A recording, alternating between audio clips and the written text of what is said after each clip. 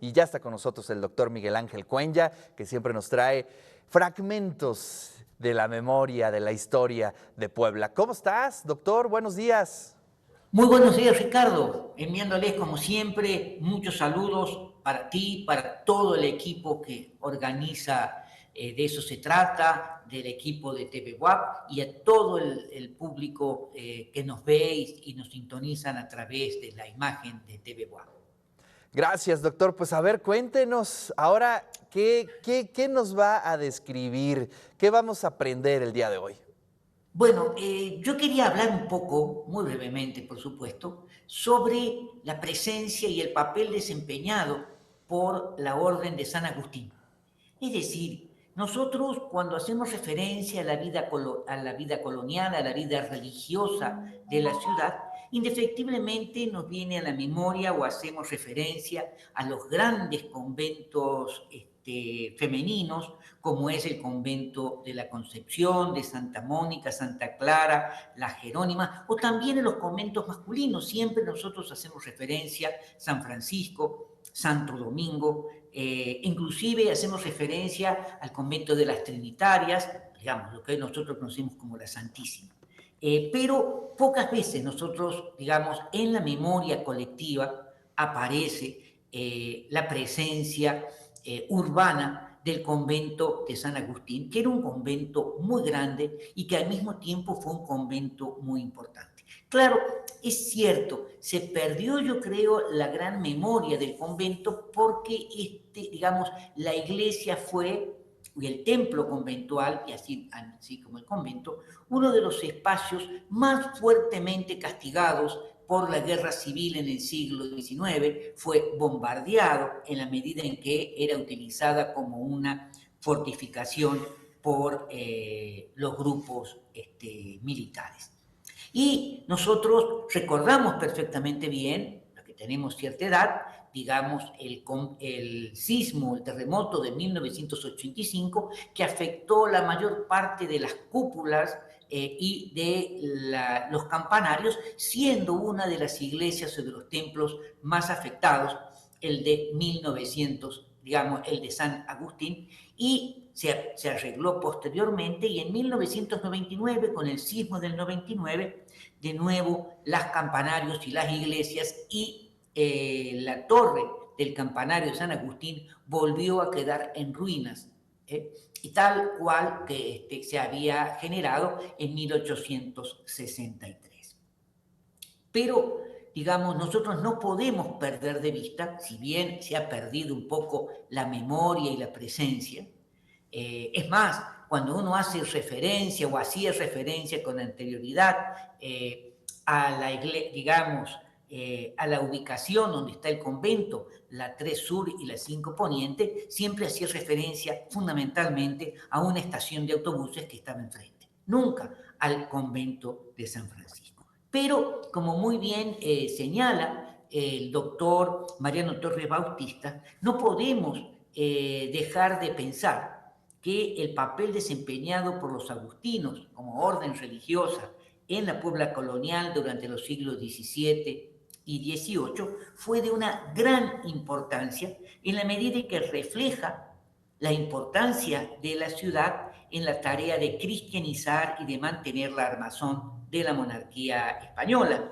dice el doctor Torre Bautista. Claro, sobre esto también nosotros debemos tener presente que para finales del siglo XVII, comienzo del siglo XVIII, la ciudad tenía un poco más de 100.000 habitantes, siendo la tercera ciudad de habla hispana con la Wow. mayor cantidad de población, pasando por Sevilla, la Ciudad de México y la Ciudad de Puebla, y de alguna manera esta situación se refleja en la importancia religiosa y el papel de los conventos. Ahora bien, una pregunta: ¿cuándo se establecieron los agustinos en la ciudad de Puebla?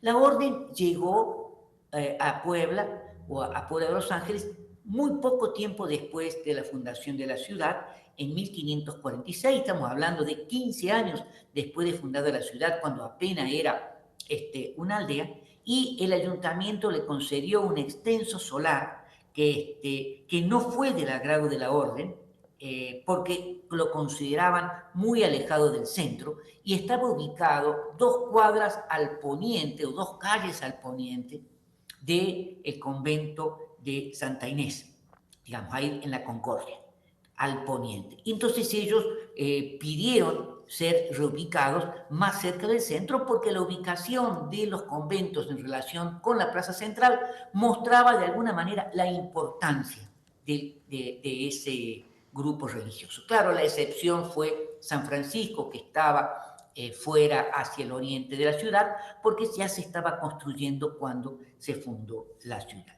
Pero de cualquier manera, 3 años después, en 1548, el ayuntamiento le va a otorgar un nuevo espacio y le va a otorgar 2 manzanas, es decir, 2 manzanas de 186 metros de largo por 100 metros de ancho, o 90 metros de ancho, que son las manzanas actuales que nosotros tenemos. Estamos hablando de una extensión muy, muy, muy grande, ubicada entre, digamos, cuyo templo estaba ubicado en la 3 Sur y la 5, perdón, 3 Poniente y 5 Sur. Ahora bien, la extensión de la tierra se ubicaba, era muy extensa, entre la calle 3 Sur y 7 Sur, y entre las 5 y las 7 Poniente.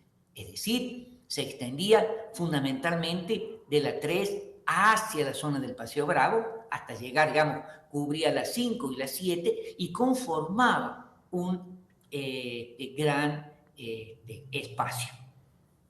Pongámonos a pensar también que estas 2 manzanas se ubicaban entre las 5 y las 7. Entonces era verdaderamente muy grande. Pero tampoco podemos pensar que se construyó de un día para el otro.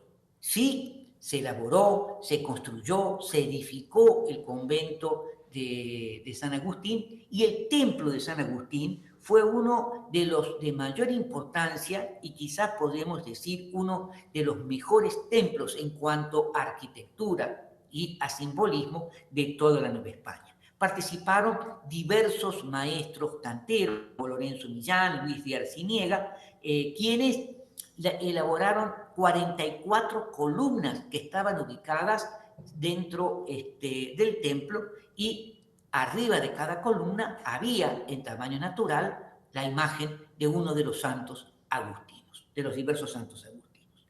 La capilla mayor constituyó quizás una de las obras de cantería más importante y trascendente del virreinato. Claro, hay que decir, esto demoró bastante tiempo en poderse terminar.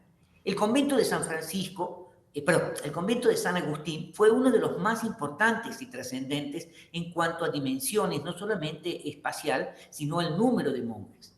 Para comienzos del siglo XVII, el convento ya tenía 80 monjes, que va a ir aumentando hasta mediados del siglo XVIII, y ahí empieza un poco a disminuir, lo cual expresa la trascendencia y el papel desempeñado por la orden dentro del territorio poblano. La orden trabajaba sistemáticamente en una amplia zona y empezaron a construir templos, por ejemplo, en Pahuatlán, en Tultepec, Huatlatlauca, Chautla de la Sal, Jicotepec, Tenango, Izúcar, entre otros lugares. En 1622, digamos, el convento de los agustinos de la Ciudad de México y de la Ciudad de Puebla fueron determinados y designados como los únicos conventos autorizados para recibir novicios, lo cual da la pauta del papel desempeñado.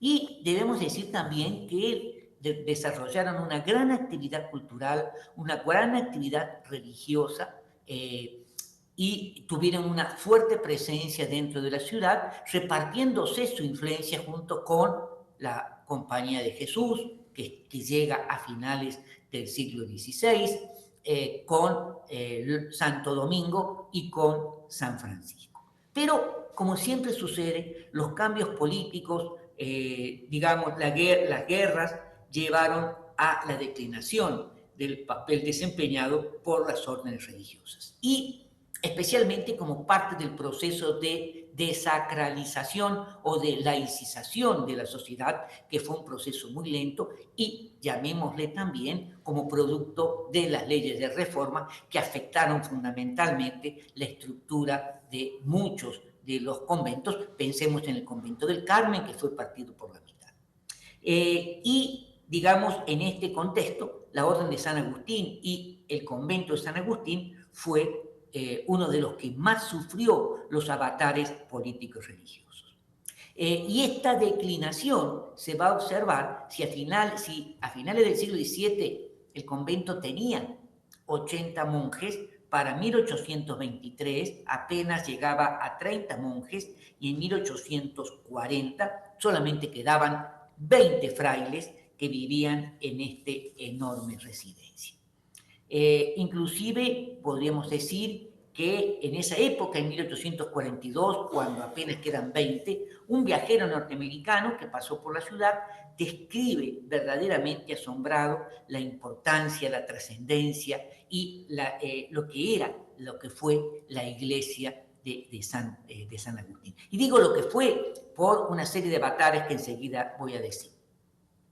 Él describe la iglesia de la siguiente manera, me voy a permitir leer un brevísimo párrafo. Dice: visitamos la iglesia y monasterio de San Agustín, uno de los de primera clase, con un altar cuadrado y en alto hecho de plata, ornamentado con estatuas de mármol de tamaño natural. El monasterio es espacioso. Las ventanas, como la de muchos monasterios e iglesias, están formados por una sola lámina de fuerte y transparente alabastro que deja pasar una apacible luz parecida al mejor efecto de la luz de luna, que se adapta perfectamente al clima estudioso y devoto de la ciudad. Bueno, y así sigue describiendo la importancia, la trascendencia y verdaderamente lo que fue la iglesia. ¿Por qué digo lo que fue? Porque a partir de mediados del siglo XIX vendrían años muy complejos para el convento, y fue justamente, en especial durante el sitio de 1863, cuando el convento y el templo empiezan a sufrir. Durante el sitio de 1863, los ejércitos franceses bombardean la ciudad y uno de los espacios que más sufrió fue justamente la zona poniente de la ciudad, y siendo el templo y el convento de San Francisco, pero de San Agustín, de los que más van a ser afectados.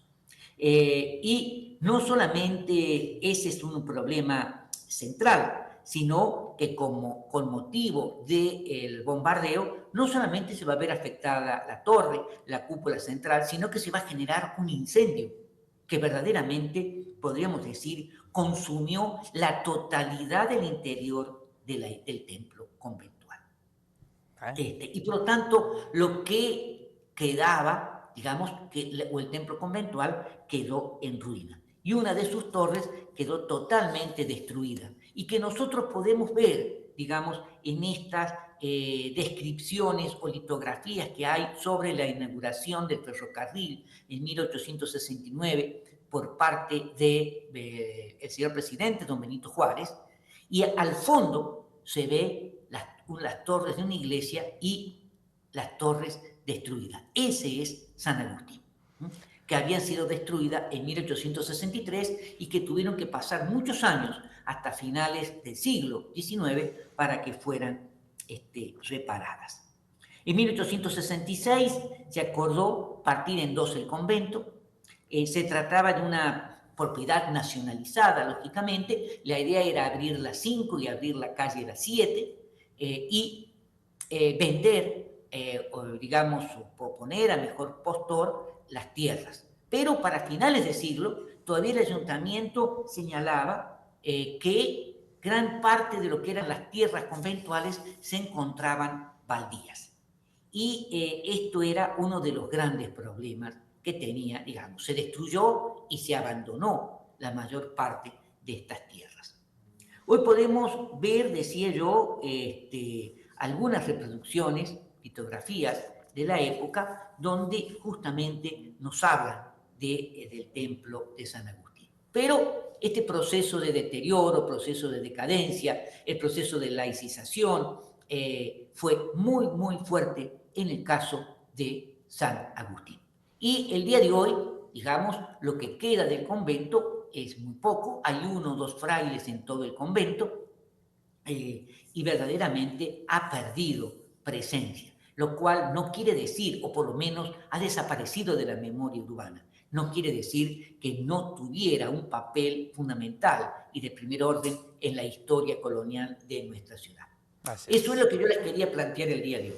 Ay, pues esa cúpula le ha ido mal, ha tenido varios tropiezos en la historia. Me acuerdo también Exactamente. en el 99, ¿no? Se En cayó. los 29 quedó exactamente igual a como estaba en 1863, Exactamente. lo cual quiere decir que estuvo mal reparada.